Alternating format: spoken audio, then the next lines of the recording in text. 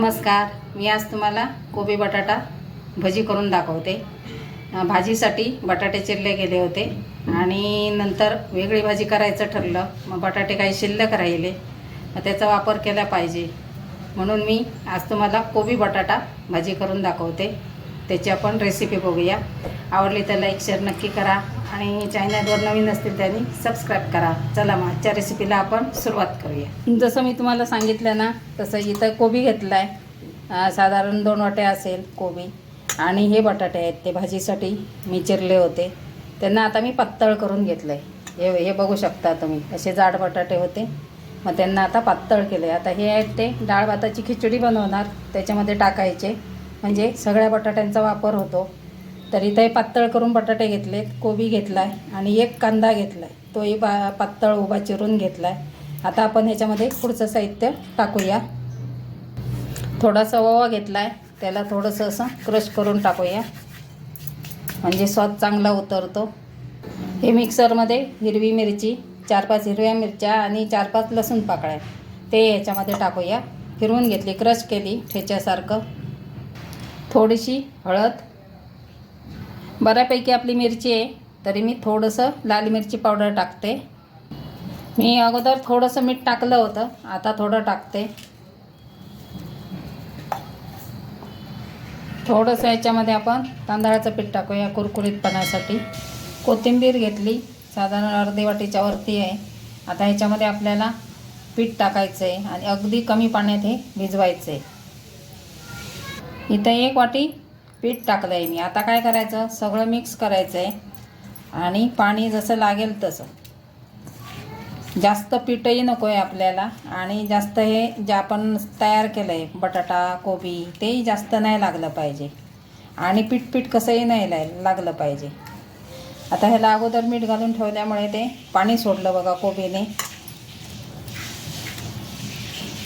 असं सगळं मिक्स करून घेऊया आणि थोडंसं पाणी लागणार, अगदी जास्त नाही लागणार. अजून मी थोडंसं पीठ घेतलं आहे, 2-3 चमचे, आणि आत्ता मी पाण्याचा वापर करते बघा. थोडासा, जास्त पाण्याचा वापर नको आहे इथे, अगदी थोडासा 2-4 चमचे आपण पाण्याचा वापर करणार.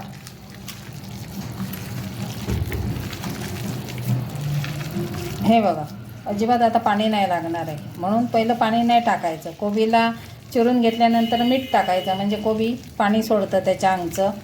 आता आपल्याला पाण्याची गरज नाही. 2-3 चमचे फक्त मी पाणी घेतलं आहे. आता हे असंच आपण 10 मिनटं झाकून ठेवूया. असं आपलं हे भज्यांचं बॅटर तयार झालं आहे.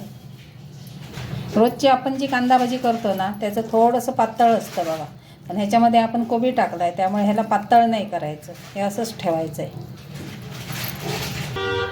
ह्याला आता 10-12 मिनटं झालीत. मस्त असं आपलं भज्यांचं बॅटर तयार झालं आहे. आता आपण ते तळायला घेऊया. तळायच्या अगोदर आपल्याला ह्याच्यात थोडंसं सोडा टाकायचं आहे. पिठाचं प्रमाण कमी आहे तरी पण आपली भजी हलकी होण्यासाठी पाव चमचा इथं मी सोडा टाकते. तो मिक्स करून घेते मी. हे बघा, मिक्स करून झाला आहे सोडा. आपण असं चमच्याने पण छोटी छोटी भजी घालू शकतो, पण हातानेही घालू शकतो. दोन्ही पद्धतीने असं छोटी छोटी भजी टाकू शकतो आपण.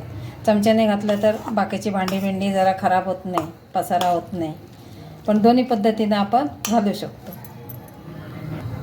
इथे तेल ठेवलं आहे, आता त्याच्यामध्ये आपण हे सोडूया.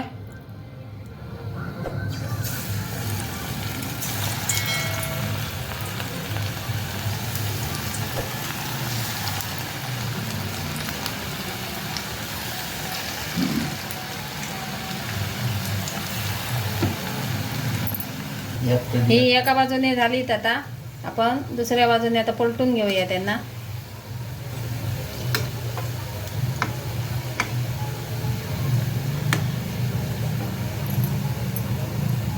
बघा, ह्या बाजूने पण झालेली आहे. आता आपण ही काढून घेऊया.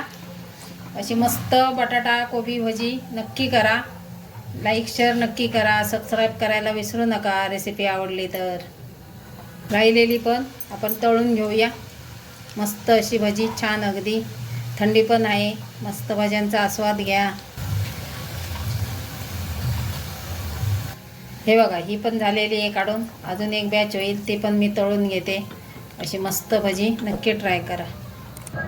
हे बघा, ही आपली मस्त अशी बघा, तेल कुठे दिसतंय का तुम्हाला? मस्त अशी सडसडीत अगदी भजी झालेली आहे.